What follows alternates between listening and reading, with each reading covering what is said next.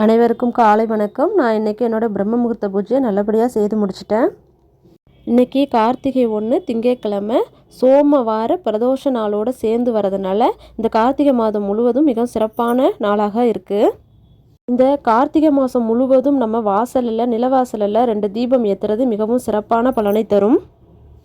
இந்த கார்த்திகை மாதம் ஐயப்பனுக்கு உகந்த நாளாகவும் முருகனுக்கு உகந்த நாளாகவும் கருதப்படுது.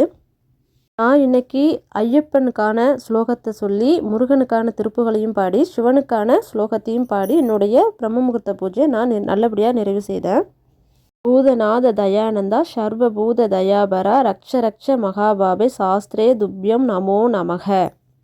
இந்த ஸ்லோகத்தை நான் 3 முறை ஐயப்பனுக்காக பாராயணம் செய்தேன். இந்த கார்த்திகை நாளில் மஞ்சள் குங்குமம் புதிய அகல் விளக்கு இதை போல் நம்ம மங்களகரமான பொருட்களை வீட்டில் வாங்கி வைப்பது மிகவும் சிறப்பான பலனை தரும்.